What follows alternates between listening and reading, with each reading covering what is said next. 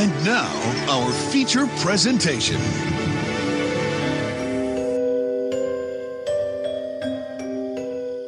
I like it spooky.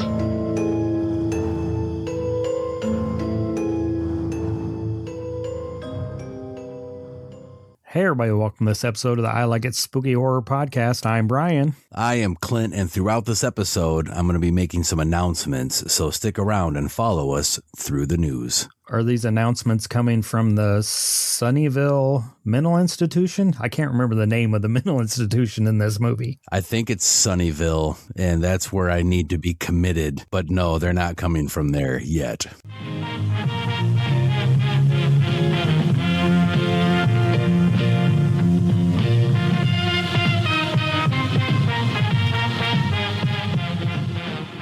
There was a big story that dropped, and a lot of people jumped on that. I don't know if that's what you were going to cover. I've got so much, I don't even know where to start. Tales from the Crypt is coming to Shudder. That was the big story. I'm in a group with some other friends that are, podcasters. And then this news dropped. And I put in the group, fuck Tales from the Crypt. This is what I've been looking for 20 years. Whoa. Behind the Mask 2, the return of Leslie Vernon. Psycho killer.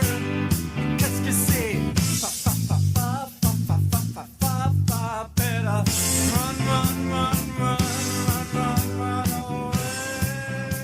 There's a Kickstarter. I've shared a clip and shared the Kickstarter link on the podcast socials. Behind the Mask is one of my top 10 horror movies of all time. I love Tales from the Crypt, but most of us went and grabbed it on DVD when it wasn't streaming anywhere. And it kind of feels like, to me, as a sellout for Shudder, we're getting rid of Joe Bob. Here's Tales from the Crypt. Don't leave. I mean, you're going to be bitter because Joe Bob's gone. I think it's actually a smart business move, and it acknowledges Joe Bob's clout. They realize what's going to happen. And so I get what you're saying there. I don't think it's a sellout. What's amazing about both of those bits of news, it's true, it's real. We've been talking a lot lately about, is this AI? Is this just to create buzz? Is this fake? Is this real? These are from credible news sources. It's from the horse's mouth. These things are officially happening, and I'm excited about both. I'm excited about Leslie Vernon just a little more, but they're both just massive. And it sounds like it was a surprise. These people were at Behind the Mask sold out screening, and they played this trailer or clip before or after the movie. And it's Nathan Basil, it's Robert Englund, it's all the people from the movie are tagged. So it sounds like the original cast and crew is all coming back. Director's coming back. You can be a part of it on Kickstarter. So I'm definitely going to check out some of the perks and see what they have. On top of that, Nathan Basil is going to be at Crypticon Seattle, and that is May 1st through the 3rd. And not that he hasn't done cons. In fact, Brian, when I met you in person, Nathan was there. He's one of the reasons I went. What was the name of that show? I already forgot it. It's been years. It's been 5 years. Oh, God. Midwest Monster Fest. Yeah. We both looked at each other. The light bulb went ding. But he doesn't do many cons. So it's exciting. And I'm sure there's going to be a lot of talk at his table and buzz and maybe screenings of a concept trailer or something. So go check out Nathan Basil, who's an amazing person to meet, by the way, at Crypticon Seattle, May 1st through the 3rd. That's all I had for news. That's the only thing that's important to me right now. I tell you what, and I don't know if you paid attention, but just before we started recording, I think I sent like 9 different things over. There's just like a lot of cool things going on. Those two I was going to bring up. If you didn't, I was going to scrap mine. That's how important they are. But these are important as well. The first thing is, last episode, we were talking about the Kings of Horror YouTube channel putting out a call to link up with horror influencers about reviewing movies or a specific movie or something. And I had mentioned that they're the home to Rhonda Shear. Since then, Rhonda Shear has announced that she is going to have her own Roku channel. I think right now, instead of me telling you about it, let's just hear from Rhonda. Hi guys, it's Rhonda, Up All Night, and guess what? You've been looking for Up All Night. I will be premiering on April 17th on Roku, my very own network, Up All Night Network. And it's going to have all the new rebooted shows, brand new shows that we are shooting. We start shooting all new shows again in May and June, so stay tuned. It's going to be bigger and better than before, more stars, more people coming in, so exciting. Okay, along with retro shows from the 90s, and not only just Up All Night, but all things that I did my entire showbiz life and even before in New Orleans and Mardi Gras, Miss Louisiana, crazy stuff. All right. Then it's going to be like my own Sirius channel, that I'm going to show everything that I love. Friends comedy routines, Friends comedy specials, indie film makers films. So I already have 450 films that I'm starting off with that the channel will have. Comedy, music, everything that I know you guys are going to love and that I love. So it's going to be that special channel for us, and you can request what you want to see because we are just adding new content all the time. So April 17th, tell everyone we're not gone. We're coming back bigger and better than before. One of the things I love about what Rhonda just said is not only is it new episodes, it's going to be old episodes, but probably one of the coolest things she mentioned is they're going to be screening indie horror films. Her channel is also going to be a platform for indie horror filmmakers. And she talked about friends of hers, the comedy shows. So it's going to be kind of a smorgasbord of stuff. What would you expect from USA Up All Night other than a melding of all that cool stuff? And that's what USA Up All Night was. It was comedies. It was scary movies. It was cult classics. It was a little bit of everything. It wasn't strictly horror. So it'd be interesting to see. And I have a Roku TV right over here. So hopefully it's on a channel that I can download and watch 24/7. By the time this episode comes out, if you listen to what Rhonda just said, the channel will already be available because I think it was April 17th is when the channel becomes available. So by the time this episode comes out, hopefully all of us are already consuming what Rhonda has to offer. This is so hard. There's so many news things I want to talk about right now, but I'm going to go with this one because it's timely. And a lot of these things lately I've been reporting is to get them out there so people can hear about them with enough time to do something about it. Detroit Horror Con. A few episodes back, I talked about a hole was left in the Michigan horror community, large in part due to Motor City Nightmares not happening. I guess the old saying, it's better to burn out than to fade away. That's kind of what they did because it just stopped. There's all this scuttlebutt. Well, CJ Vicio, who runs Milwaukee Horror Con, he runs Columbus Horror Con. I can't remember if he still does, but I know he used to have stuff to do with the Chicago Horror Film Festival, is announcing that they are going to do a Detroit Horror Con. He's been teasing it for a couple months now, but they made a post. Well, first of all, you can go find him on Facebook, Detroit Horror Con, or you can go to DetroitHorrorCon.com. The venue's not announced yet. The date's not announced yet. So they're still putting stuff together. But an announcement came out 3 days prior to this recording. It says vendor spaces are not open yet, but the demand already is. We are officially opening the vendor wait list. If you want first shot when vendor spaces drop, this is where you need to be. Powered by Unholy Entertainment, the team behind Milwaukee Horror Con and Columbus Horror Con, you can sign up to basically be front of the line. And I'm pretty sure they're going to just first come, first serve. I'm assuming they're probably going to do it like most horror cons should and make sure if the first 5 people are all t-shirt vendors, that all 5 t-shirt vendors aren't going to be there. But it's exciting news for Michigan, exciting news for the horror community. Can't wait to go check it out. Yeah, Michigan and Detroit is way too big of an area not to have a horror convention. Oh, for sure. And too steeped in horror, history. So, yeah, you can't leave that state without a convention. It needs one. Yeah, a friend of the show, Brian Hoover, got a hold of me just a couple hours ago prior to this recording and said, hey, is this real? Do you know anything about this? I said, oh, yeah, it's real. I said, I've met CJ a few times and this is coming. And he says, oh, well, did you sign up? And I said, man, it's another year not being on the road. I said, I'm just tied in knots trying to get everything going out to the complex there. Nope, can't do it. Hopefully you can make it a day or an hour or 2 or send somebody there and be like, check this out, see how cool it is. We just had Astronomicon and I wanted to go. I've got one of Ted's marvelous custom Gumball Emporium gumball machines and it's a Silent Night, Deadly Night. And at Astronomicon, they had Billy from Silent Night, Deadly Night and Ricky from Part 2. And I was like, I want to get this, take it there and get them signed and get my action figures signed. I didn't have time. And then I realized, in 2 weeks, a week after this episode drops, I got to be at, not that I've got to be, I want to be because it's cool, but for the haunt, I got to be at halfway to Halloween. We're setting up there with a photo op and airbrushing and advertising and our monsters running around. And I'm scrambling trying to get ready for that. Who knows if I can make it? I'd love to. You need 6 to 8 months to plan forward for anything. Yeah. Yeah. I hope to God all of this stuff pans out because everybody's probably tired of hearing me whine and bitch and moan, but my God, is it getting deep and thick. And your wallet's not deep enough. You beat me to it. And expensive.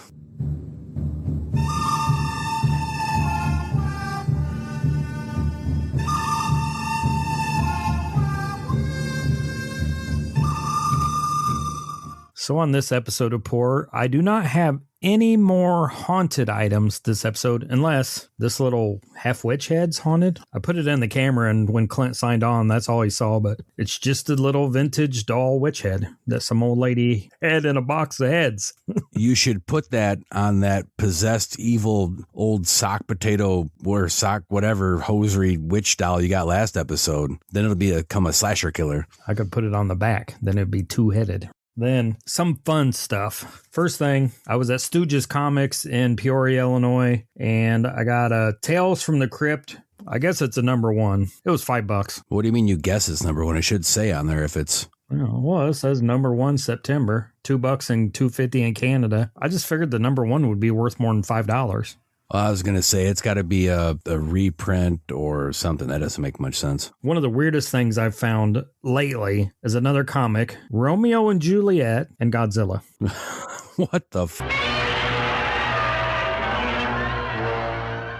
Oh, also Godzilla and Robin Hood. I don't fucking know. I'm guessing IDW Comics and Entertainment paid quite a bit of money for the Godzilla license, and they're just fucking doing everything they can possible with Godzilla. Well, that's what I was going to ask. Is this something new or is it something from years ago? No, this is new. And it's got Mothra, and you remember the old, was it a TV commercial or a movie where it's the little person's down on the ground and the dinosaur leg comes and splats them? Yeah, it's the beginning of Monty Python's Flying Circus. And the guy that runs the comic book shop said that these are going to be a thing, and they're going to keep doing the old Goldilocks and the Three Bears meet Godzilla, but like this one in the back, red, white, and boom, Godzilla vs. America, Godzilla vs. Texas. Fuck, it was $8. I had to buy it. It almost makes me think of all that Pooniverse stuff where you're mashing all the childhood stuff together, Romeo and Juliet and all that. I also wonder if it's their attempt to just draw new readers in, because there's going to be a little bit of something for everybody in those. Yeah, and they had 3 or 4 other Godzilla comics from that same company that were kind of different. And then my last thing comes with a story that kind of goes with the haunted stuff. I was in Dixon, Illinois for a go live for my work. So the company I work for was switching one of their hospitals from one electronic medical record to another. I volunteered. I went up, spent 6 days up there, and one day I got to go to the antique thrift craft shop, and I'm looking through the records, and this guy's, do you like records? Yeah, I usually buy soundtracks. I don't think I have any of those. You like laser discs? And I was like, yeah, I like the artwork on them. Depends on what you got. I said, you got any scary movie ones? And no, I don't think I got any scary movie ones. But they're down in the basement. If you want to go down there with me, we can look through them. Good God. I thought, I think I've seen this movie before. Want to see him? What are you talking about? They're down in the basement. No. Come on. No way. You thought if the yearbook didn't kill me, if the witch didn't kill me, this guy's not going to kill me. So I thought, well, what the hell? Let's go look. We go down, and of course it's in the basement. He has to turn the lights on, and it's just rows of stuff like storage. He says, I'll bring more to this table over here. And he plops them down, and the first one on top is... My Bloody Valentine. This was $20, so I grabbed it. And I think it sells on eBay for $35-$40. But I was like, I thought you didn't have any scary ones. He said, well, is that one scary? It's a Valentine movie. And I said, yeah, it's one of my favorite films. It says bloody in the title, buddy. So I grabbed this, and I grabbed a couple more, but I told Tiffany that story. She said, you went to the basement with some guy? She said, well, there are other people in the store? And I said, well, the lady that runs the joint was in there. She said, well, they could have been working together. You could have got murdered. It's like, well, I didn't. And I got a laser disc of My Bloody Valentine. So sometimes you got to risk it. Yeah, you lucked out, because I've seen many a horror movie start that way. Yeah, and I got a weird Hammer Dracula and a couple like Forbidden Planet and a couple other, weird ones that aren't nearly as cool as My Bloody Valentine. But I think I spent like $60 in there. I think that's it. Oh, no, I got this today for free. Another copy of Frailty. Yeah, VHS. I guess if I have 2 of these, I can give you one. It's free. So why wouldn't you buy it, right? Exactly. The price for free is usually something. I think that's it. I got piles of shit around here. So much crap. Yeah, you just panned the camera and showed me a little bit, and I'm trying to figure out how you get in and out of that room without tripping and falling. It's like when hoarders, you just make a little path around to the desk. I mean, today, right now, as of this recording, is your birthday. How old are you now? 48. 48, yeah. So do you have one of those life alerts in case you do fall on some of that shit? I'm going to need to get one soon. They'll find me under a pile of VHS tapes. I've fallen. And I can't get up. You could have used it in that basement if you needed to. Like, help me, help me. He's trying to make me put the lotion on my skin. I'm sure I got other stuff, but that's all that's sitting close to me now. I'd have to crawl over to the other side to find anything else. What I've got for this go around is one of the announcements I was talking about. I posted this on my socials a couple weeks ago, and hopefully by the time this episode comes out, but the way things are looking, it might be a little bit later. I'm officially selling off the collection.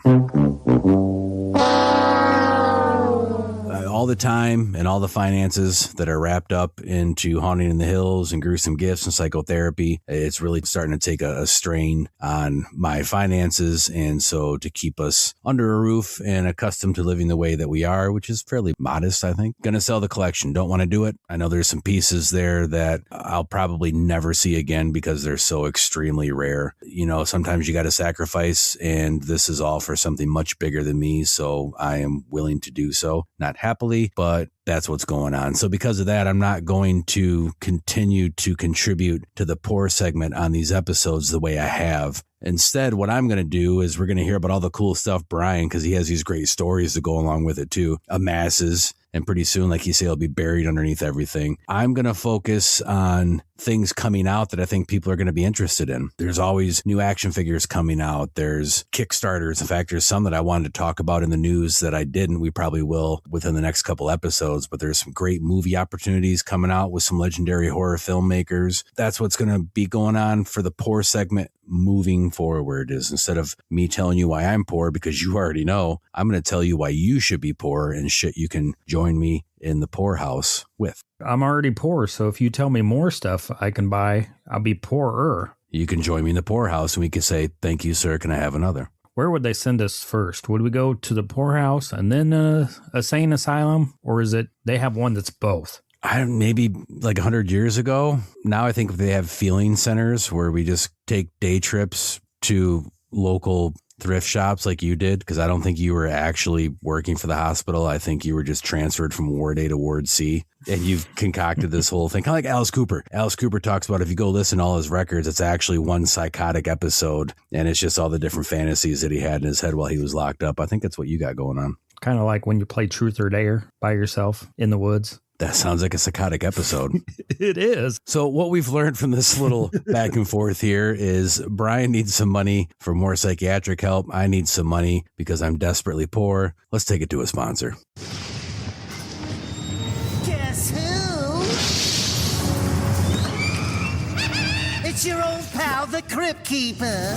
Did you miss me, my horror-hungry humans? Of course you did. At long last, the crypt is open, and my entire Crawley collection of terror tales has been resurrected, uncensored by our delightfully demented fiends at Shudder. All 7 seasons exhumed and ready to shock. Our drop-dead guest list of pretty faces will provide quite the scream. You understand what I'm saying? Oh my God! I shudder to think what might happen if you don't watch. Or what happens if you do. So I'll see you soon, boils and ghouls. Tales from the Crypt, finally screaming.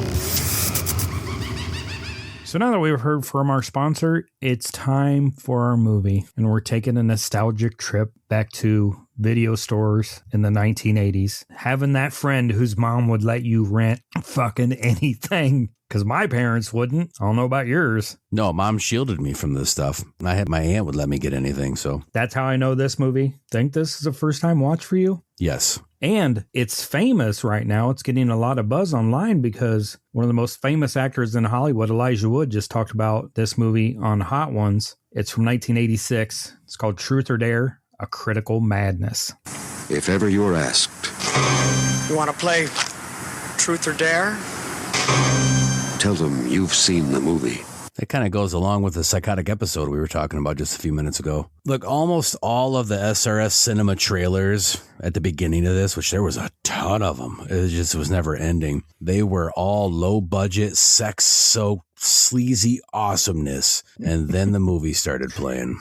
There was sex in this one. Right at the beginning. Yeah, that's what caused the psychotic break. This movie is hailed by Brian, obviously, Rob from Mad Ghoul Radio, and like you just mentioned, even actor Elijah Wood. And I completely relate with a movie being championed based off it being someone's introduction to horror. I mean, one of my faves we covered in the show before was Flesh Eating Mothers, which is a terrible movie. With all of that said, I am not a fan of this film at all. Sorry. I saw a lot of people calling it a comedy. I got some laughs out of it, but it wasn't intended.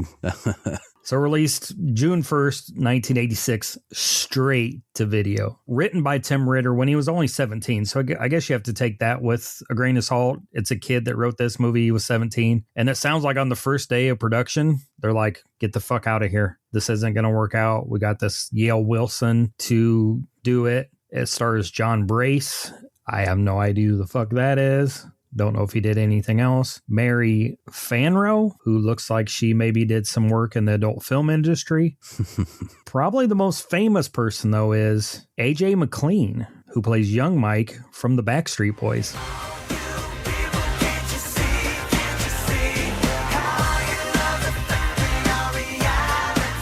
What the fuck? It was in Florida, so I would imagine he was down there. He lives there? Knew that going into this, and the movie started. Well, after all of the trailers, I forgot about it, to be honest with you.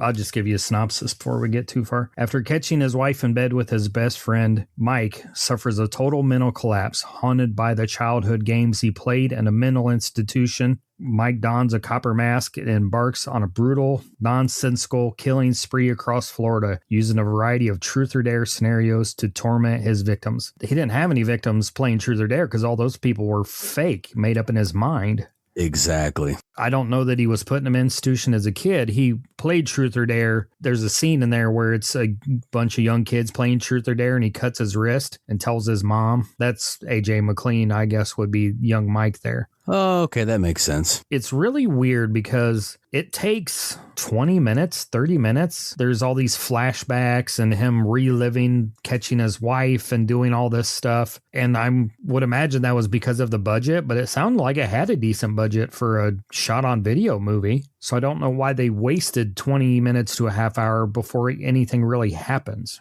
It really bogs the movie down. What are we doing here? He goes into the beach and he's having dinner with his wife, and then he's catching his wife, and then she was on the phone. You see her on the phone like 5 times. The extended opening sequence that you're talking about was painfully extended. Like you say, repetitive, redundant. Everything that first 15 minutes or so you're talking about could have been done in a 4-minute sequence. I feel like it was 20 minutes to a half hour of that. Yeah, it probably seemed longer. Once you get past that, then something actually happens. The action picks up a little bit. I will give you that. But it still kind of drags quite a bit because you're going back and forth to the mental institution. You're wondering how this mental institution gets any federal or state funding because they're fucking horrible at their jobs. He says it at one point. He got a raise and his wife should be proud of him because after his last mental breakdown, his boss is really happy that he's doing so well. So this isn't his first mental breakdown and probably not his second or third. And he's probably been to this institution before. I loved that part of the film. That was the first part of the film where I actually got a little excited because, again, everything was drawn out, extended, redundant. And then he said that line. I was like, ooh, I just got some meat and potatoes. I just got a little line that's telling me something here. Okay, maybe this can start taking some shape. When you wish that, like you said, it was 4 minutes in, you got to the point where he says that line and then you see some of the stuff maybe that happened in the past where he's had some issues. So you get some kind of backstory other than that 30-second clip of him cutting his wrist as a kid, because that's not enough. I need the flashbacks of what he's been through in the past.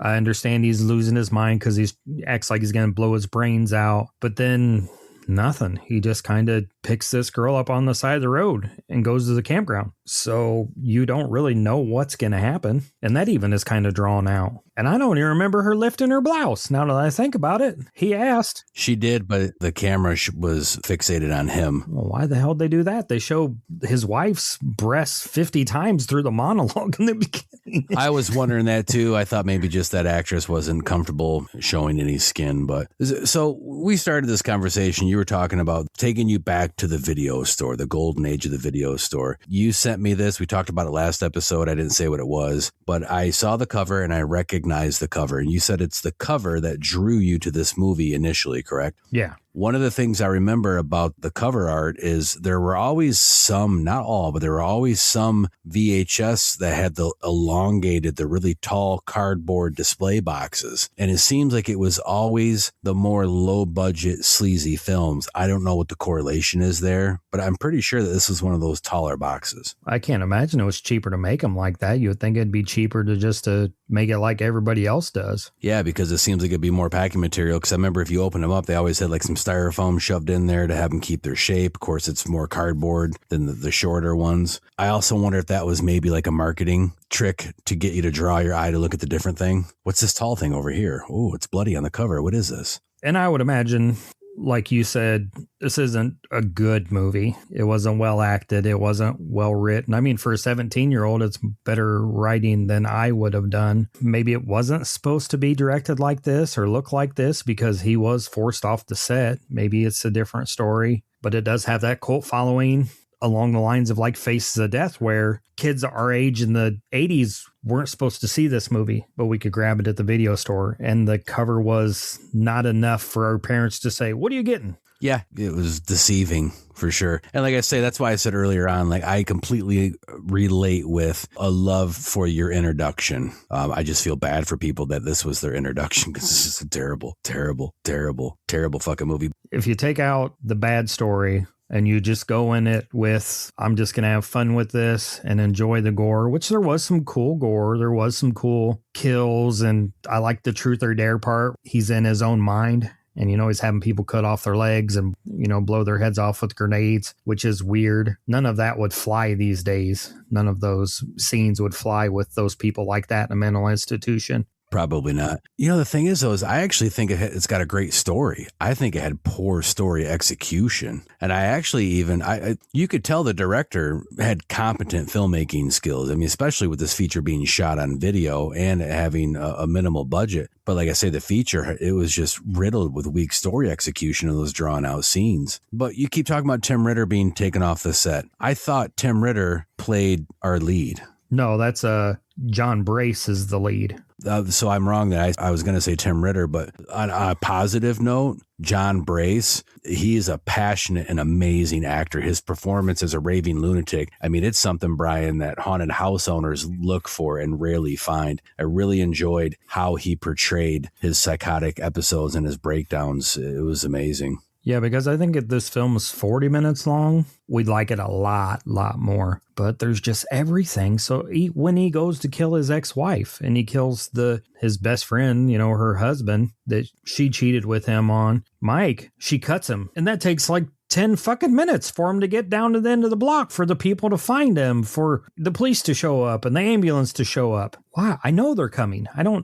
This isn't real life. I don't need to wait 10 minutes like it would take in real life for the ambulance to come. You talk about if it was a shorter film. I have here that in my opinion, if the film would have ended the first time he was released from the mental institution and returned to murder his wife and his friend, I think it would have been a great Tales from the Crypt, which we talked about earlier, type episode. But, after that, he put on like the bronze frog mask and I just lost all hope. He slices part of his face off. I don't know how he gets a knife into this place. He's living all this through his mind. He's hallucinating or making this trauma, up, and he's seeing these people, but he is cutting his face off. He starts to peel his face off and he makes this metal mask, a copper mask. It's just like a generic hobby mask that, they painted metallic. And he looks like a damn toad. Yeah, and they let him wear it. And did you see him trying to drive? You could see that in actual real life, he's just got his face up. He must have little slits he could barely see. So, and because of that, they got... Rebecca and I got a laugh out of this because there's these chase scenes and him driving around in this fucking frog mask, barely able to see, finding people on the way to kill, and just looking at him with this half-smiled frog mask. But since he can't see, he's got his fucking hazards on. The whole time. It's ridiculous to begin with. And then there was like another car that had its hazards on that was in the shot. So it's funny, but this, I mean, you have to know the story for it to be, this is not funny to anybody but myself and Rebecca, but we show up to Haunting in the Hills one night and Bobby, one of the guys in the build team, is sitting there with his truck on, just sitting in his truck with his hazards on. So we pull up and we say to him, like, is something wrong with your truck? You know? And he was like, no, because the motel was rented out. So there was a bunch of guests there on that side. He says, I'm just sitting here with my hazards on to let people know that they can come to me if they need help. And we're like, what? So we laugh about that to this day because it made zero sense. So we saw that scene and we about double over because this guy's killing people with his hazards on at high-speed chases. Bobby is a long-lost relative of Mike from Florida, huh? If you knew Bobby, yes, Bobby very much is. The thing that made me laugh every time is, who the fuck came up with the weird typing across the bottom when it went to the mental institution? And every time it did, the alarm noise from his watch, that annoying beep, went off. Yeah, that he gave his wife a 1-2, his ex-wife, yeah. It wasn't a beep beep, it was a beep. It just kept going.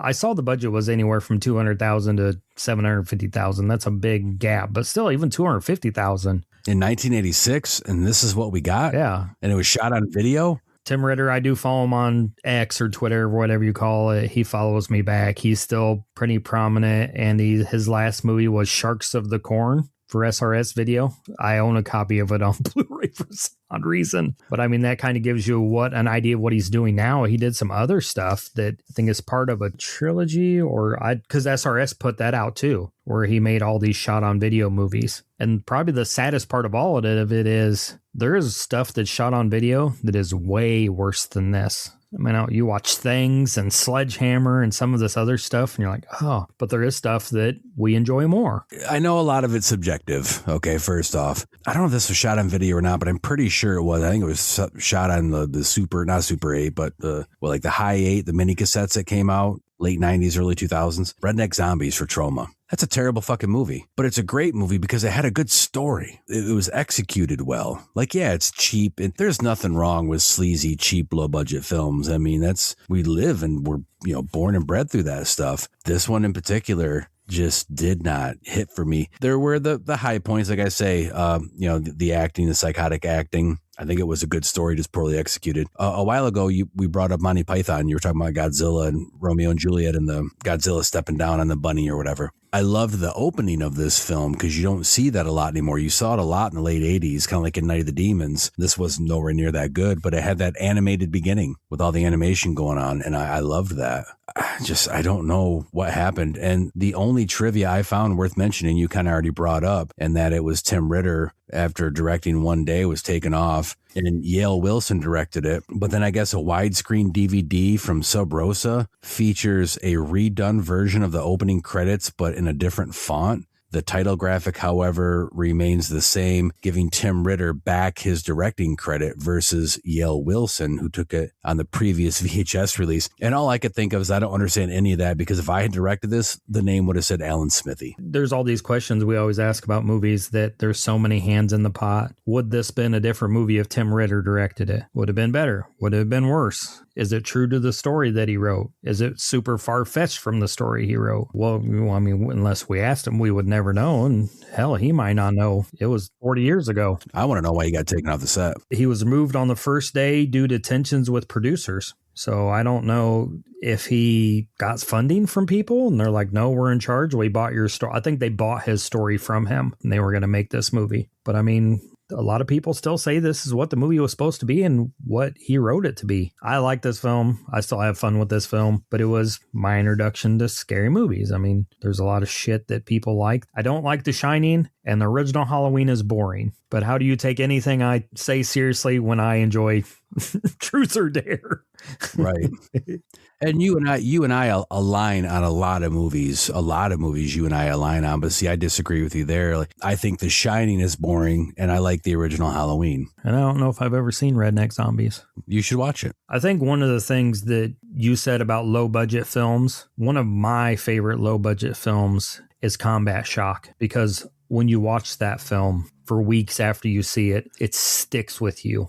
It's like a bad taste in your mouth you can't get rid of. The movie makes you feel a certain way. Truth or Dare just made me feel thankful it was over with. And I'm sad too, because again, in the last episode, I meant everything I said. None of that was made up. If you go back and listen to it, I opened it up and I'm looking at the cover and I'm looking at the stills in the back. I'm like, this looks pretty fucking good. They did a great job of highlighting it on the packaging. And like you say, everybody likes different things. You know, we talked earlier that AJ McLean from the Backstreet Boys was in this. I know that's going to make Rod from the Wrong Podcast died happy, but I mean, it couldn't save this film for me. So he probably wants nothing to do with this film. He probably like, no, that wasn't me. Nope, wasn't there. I don't know. I do love this film, or I don't love it. I do own it on Blu-ray. I did buy it on Blu-ray from SRS. I didn't buy the trilogy pack, so I didn't go too far into it. Wait, with a trilogy pack? There's 2 more movies in this series? At least 2 more movies. Truth or Dare, Critical Madness, along with all 4 sequels. Holy shit, are you kidding me? Wicked Games, Screaming for Sandy, Deadly Dares, and another sequel. What's the other one? Maybe it's just called another sequel. They ran out of ideas. Have you seen any of these? I don't think I've seen any of these. I've seen some other Tim Ritter stuff, though. If anybody listening has seen any of the sequels, because, I mean, Brian loves this movie, and I think based off your reaction, you kind of just learned that there were sequels to this. I am shocked there's a sequel to this at all, let alone more. Wicked Games, Screaming for Sandy, Deadly Dares, and I Dared You. Message us at ilikeaspookypod@gmail.com and let us know if you've seen any of those and if they're worth a watch. It's on sale on eBay right now for $51.38 with free shipping. There you go. I'm still, even with free shipping, I want someone to tell me. I don't want to run the risk. I mean, you have to think I think Tim Ritter did all of those. And then there's another the Tim Ritter collection, the shot on video years, that includes Truth or Dare, Creep, Dirty Cop, No Donut, I Am a Pig, Dirty Cop, No Donut 2.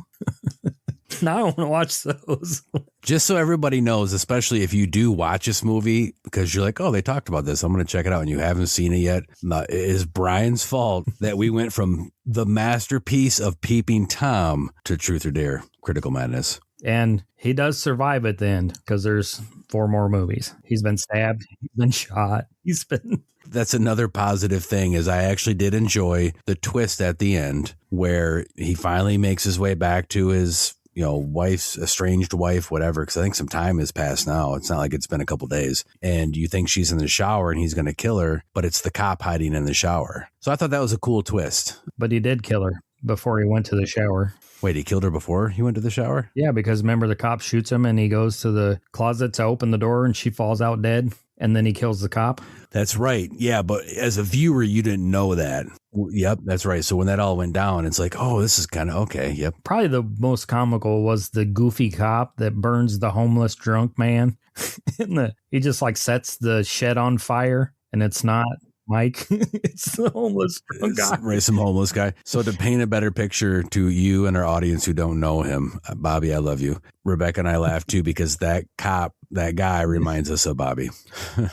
He left the car and he had to get a cab back to the station. He asked the chief for $50. What the fuck is going on here? He was out there. When I view this as an adult in more of a fun, playful manner, it's just so stupid that I had fun with it. Like, who the fuck takes a chainsaw and there's one kid leaving practice and just starts it up and drives around and cuts the kids in half and then drives away? For no reason. For no fucking reason. Just runs over a baby and then the mom's mad, so he backs up and kills her too. I remember that. I looked at Rebecca and I was like, I saw the the stroller. And I said, this baby's going to get hit. So she goes, I can't look. And she looks away. That baby got smoked. And they show the baby flying in the air and hitting on the ground. He didn't care, and he's still playing Truth or Dare somewhere. Apparently a kid playing baseball and a baby in a stroller reminds him of his cheating ex-wife.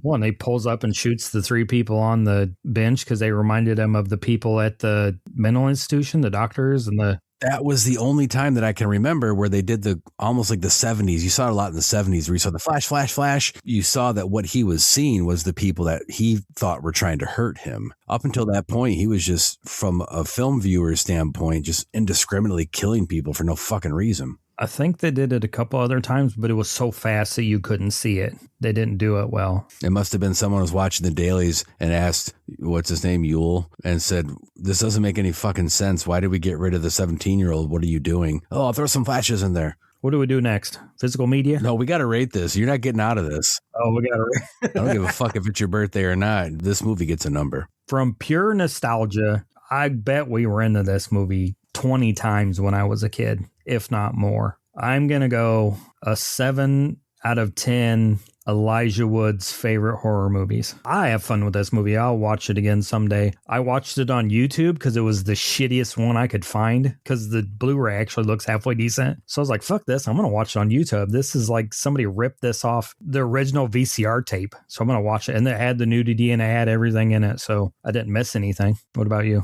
No, hold on, because you set that up like there was going to be 2 numbers. From a nostalgic point of view, it was 7. Just 7. I like this film. I have fun with it. Other than the first fucking half hour where you got to sit through the flashbacks and all that bullshit. I'm not going to give a long, lengthy explanation. This gets 2. I will never get this time back out of 10s. Seriously. Since it's Brian's birthday and he enjoys this film, I'll give it a 3. And that's the only reason I'm giving it anything above a 2. You don't plan on watching any of the sequels? Absolutely not. Well, no, I take that back. I might entertain watching some of the sequels because it was a good story. There were a couple. It wasn't complete trash. It's still not as bad as that movie I talked about, I think, last episode where for Indie Spotlight, where I just stopped watching. I said, I can't take this anymore. But it was close. Would this be a fun group watch with a bunch of friends drinking? I was going to say maybe back in my 20s when I still smoked pot, maybe, but you said earlier, getting older and seeing more movies and understanding it more and the inside and outside. I'm trying to, no, this movie does not. I'm sorry, Tim Ritter. Maybe your later work is great and I'm not judging you as a person or as a filmmaker based off this, but this movie, and actually it's not even Tim's movie. It's just he wrote it. So Yule is to blame. What are you going to do with that DVD I got you then? Well, I'm hoping Gruesome Gifts opens up soon. Somebody's going to buy it just because you hated it. I'm going to say this is on sale where if you buy it, I'm going to give you 10 cents because my 2 cents are free. That was stupid. Sorry. Dad jokes rule. So this has several releases on physical media. How mad does that make you? Some of the shit that doesn't have physical media releases, this has a VHS in 1986. Then it's got a DVD in 2010 from Sub Rosa Studios. It's part of the Tim Ritter's Truth or Dare collection. And then 2016, it has a Blu-ray from SRS Cinema. It's the first ever Blu-ray release of this movie. It was a limited edition. And then in 2021, maybe 2020, I don't know why I said 20. I think it was 2024. SRS has the Legacy Edition, often sold as a bundle with sequels. So 4 fucking releases of this film. You know what I think would be interesting if it came from this? Elijah Wood was a fan of Maniac, a film that I love, and remade it. And it was not better than the original, but it was close to just as good. I enjoyed Elijah Wood's Maniac. If he hails this movie, I think this is one of those movies that could get remade and improve drastically because it's got the nuts and bolts there. It's got the foundation. Now, was his Maniac set back in the 80s or was it set in current times? I think it was current times. I've seen it and I remember it was fairly faithful to the original. There's no way to recapture that sleaze, but it had some sleaze and some gore. I think it was modern times. I don't think it was back in the 80s. What's next? Is it the podcast network? I would rather listen to anybody on the podcast network talk about Godzilla films than ever have to watch this movie. What about Demoniacs? Yes. If you listen to the number, this is the lowest rated movie we've ever watched. For you. I rated Demoniacs higher. I wonder what the lowest. Well, if you want to know, you go to the PFPN and you find that Like It's Spooky Horror podcast. You listen to all 121 episodes and you tell me what I rated lower than this. And listen to the rest of the shows on there too. Nah. Fuck them shows. Fuck them people. I hope they get run over like a baby.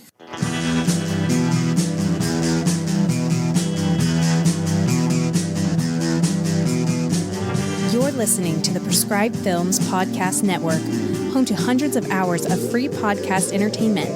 The shows on this network all have a common goal, providing you with the best discussions about movies and other forms of entertainment media.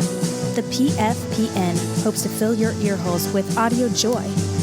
Visit our website with links to all the other amazing shows at www.thepfpn.com. Thanks for listening.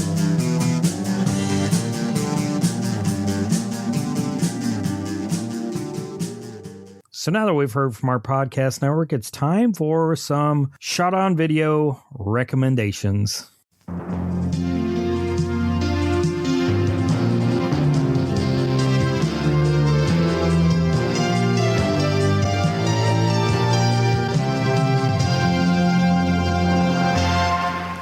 This is going to be good.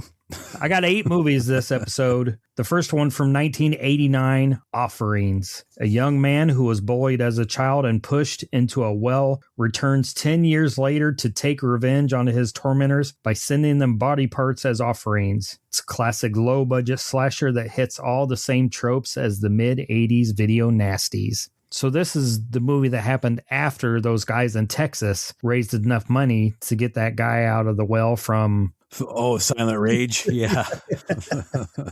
I forgot about that. From 1989, Las Vegas Bloodbath. After a businessman walks in on his wife cheating, he goes on a relentless, gore-soaked rampage through Las Vegas. Sounds the same, but one's in Florida, one's in Las Vegas. From 2012, and this is a film that I actually just watched. It's called Found. It's about a shy, horror-obsessed boy who discovers his older brother is a serial killer. The younger brother finds his older brother's snuff tapes and plays them, so he finds out. And then from 2015, there's a movie called Headless. It's a spin-off sequel to Found. This film is a reimagining of the fictional 1970s slasher that was featured in Found. Now I remember what happened. The older brother finds this snuff film. I don't think it's a real snuff film, but it causes him to kind of start being a serial killer. And this is the film that's that film inside of a film, but I don't think you could find it anywhere. I found at Dollar Tree when they had movies for $1. And then it keeps popping up on that, the hard to watch movies you should watch, TikTok and YouTube. So I went and checked it out a couple weeks ago and I was like, I know that cover somewhere. And I dug through my totes of movies and there it was, plain as day. See, I'm losing my mind. I don't even know which side's front and which side's the back. Number 4 from 1985, Twisted Illusions. So this is a Tim Ritter co-directed anthology of bizarre low-budget horror shorts. It's filled with the same Florida madness and experimental gritty video that would make his later works famous. So he made movies before Truth or Dare. From 1988. My silence speaks volumes. Go ahead. There's going to be a movie you like on here, I'm almost certain. I'm waiting. The Last Slumber Party. To celebrate their high school graduation, 3 girls decide to have one final sleepover. Unfortunately, an escaped mental patient with surgical tools has decided to crash the party. I'll save the one I think you like for last. From 1987, Killing Spree. A man teetering on the edge, convinced his wife is sleeping with every man in the neighborhood, loses his fragile grip on reality and snaps, leading to a series of gruesome, hallucinating murders. Armed with a hardware store's worth of tools, including a ceiling fan and a screwdriver, Tom craves a bloody path through his suspicions. I can't even I've seen it before. It is not that good. Okay, this shit is so ridiculous. Here's one that you like. From 1987, Video Violence. Yeah, okay. Yep. A city couple moves to a small town to open a boutique video rental shop, only to find that the locals aren't interested in Hollywood hits. Instead, they prefer home movies featuring real-life torture and murder. Trapped in a town where snuff films are the local pastime, the couple must fight to keep from becoming the stars of the next release. I told you there'd be one you liked. Well, yeah, because I was going to write a sequel to that. I love both films. So first of all, just because I don't like Truth or Dare and I'm giggling a lot and I said a lot of bad things about it, do not stay away from, not that you you would anyway, based off what I said, but do not stay away from low budget cinema because there is a lot of cool, fun things to view. And a lot of it is utterly ridiculous, like killing someone with a screwdriver and a ceiling fan. It makes me think of the Dead Rising video game where the guys in the mall using whatever. But I think maybe one of the things too that went wrong for me with Truth or Dare was it lacked the camp. Video violence has that camp. So the gore was more goofy and glorified and fun, where in Truth or Dare it was supposed to be so damn serious. And it's like, this is fucking terrible. I wonder if they would have not tried so hard, if it would have been more fun. And maybe that's the director. You know, maybe if it's in the hands of a 17-year-old, it brings more of that humor that kind of bled into this one. I don't see it as much, but if I rewatched it, knowing that so many people find this as a black comedy or find it funny, maybe I'll see that and think, oh, if the kid was doing it, more of that would be in here. I think so, because I don't care. I think if people find this movie humorous, it's because it's just so absurd. But if you actually watch it through a filmmaker or a storyteller's standpoint, they tried to make a serious project. It did not work out right. Maybe if they would have kept the bronze frog mask off of him, it would have been okay. Just had his face cut up. Yeah, because, I mean, seriously, perfect segue. When I saw that frog mask, I'm like...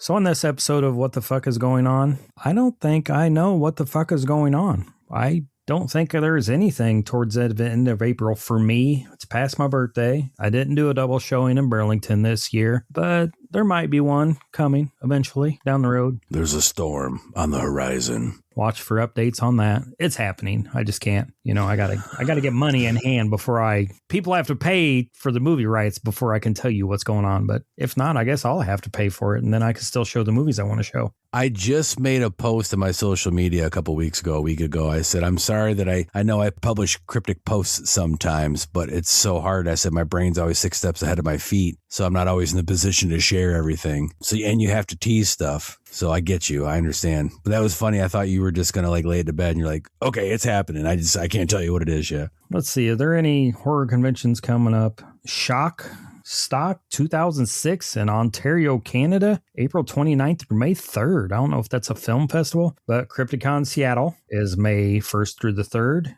at the Doubletree Hilton at the airport, Seattle, Washington. Columbus Horror Con is the 2nd through 3rd at the Crown Plaza, Columbus, North Washington, and Columbus, Ohio. And that's going to be a first time or a second time show. I think the Columbus one's a first time show. And then, of course, halfway to Halloween Expo is at the Washtenaw Farm Council grounds in Ann Arbor, Michigan. I will be there. Then we get Tampa Bay Screams in Clearwater, Florida. So there's some stuff starting to roll out. I mean, the big ones are starting to come too. Spooky Empire, Texas Frightmare. Those are all closer to the end. I mean, Louisville Horror Con. There's some big ones coming. One day I will be able to make it to those again. I hope.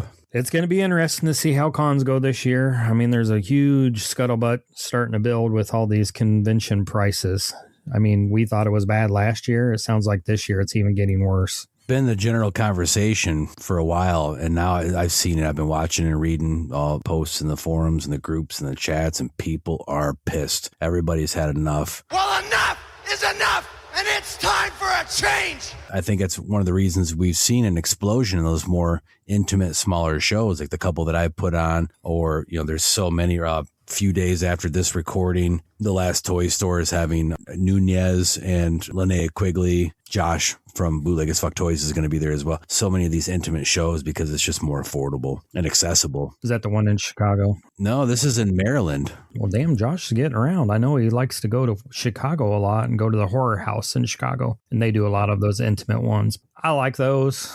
I stopped going a long time to conventions for celebrities. I'm going to see friends. I'm going to shop movie vendors. I'm going to see if there's anything cool that I might stumble upon. I might get 1 or 2 autographs. Now that I won't have a collection, there's no need for me to, you know, unless there's someone I really want to meet, because every once in a while there's, oh my God, I got to meet so-and-so. I got to meet, Brian's like, I got to meet Tim Ritter. I got to meet Tim Ritter because I got to ask him some questions. I'm curious. Oh yeah, I should meet Tim Ritter and get my copy of Truth or Dare signed. Then I'll give you 5 cents. No, 20 cents. How does that work? Well, this is what the fuck is going on. This is a State of the Union address for the I Like It Spooky Horror podcast. Brian and Rod from the Wrong Podcast Died have talked about this on Appendages recently. If you didn't listen to Appendages, you haven't heard. We're going back to how it used to be. The I Like It Spooky Horror podcast and the Wrong Podcast Died are going to be separate shows. I mean, they are separate shows, but they're not going to be specifically offered under I Like It Spooky. They're two completely different shows. There's people who listen to one show and not the other and vice versa. And so I've had a few people reach out to me and say, the only thing I don't like about you guys releasing all of the Appendages and all of Spooky and all of Wrong Podcasts is if they want to go and just scroll from Spooky to Spooky episode, they got to scroll through 2 or 3 different,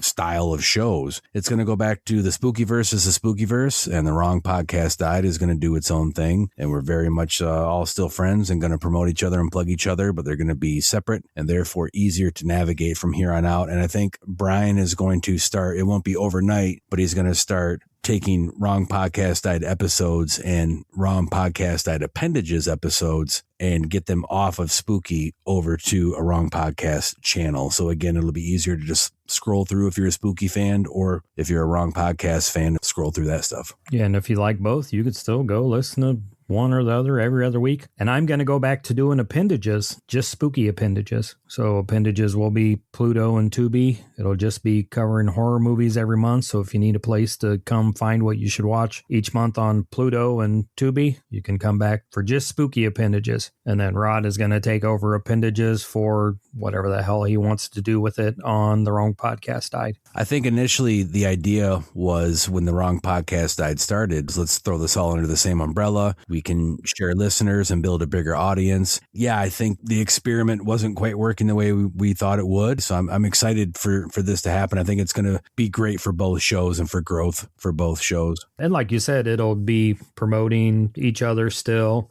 I'll still be going to conventions and showings with Rod and with you. And if we find a horror director at a show that Rod and I are at, we're going to push them towards Spooky and vice versa. It's all about, it's almost like we're building a network inside the shows. We're networking inside the network. That sounds like a scary movie, doesn't it? Like a science fiction movie. It does. And it also made me realize that we're operating on like 3 different planes at the same time right now. Because I feel like we're in talks on Red Fog Radio to discuss a film that we actually covered on Indie Spotlight, Publisher Parish. And we may be talking to the director of that. Yeah. And I mean, like, again, the things are going to overlap and intersect. I think the most important thing for the audience is that it's going to be streamlined to listen to the shows instead of going through all of it, trying to find what you want to hear. We're trying to make everything better for you guys. And what's really cool, probably the thing that's going to make me the happiest, is now when myself or anybody listens to Appendages and Brian's trying to talk about Truth or Dare or Godzilla or Henry Portrait of a Serial Killer, we don't have to listen to Rod go, but I like The Notebook.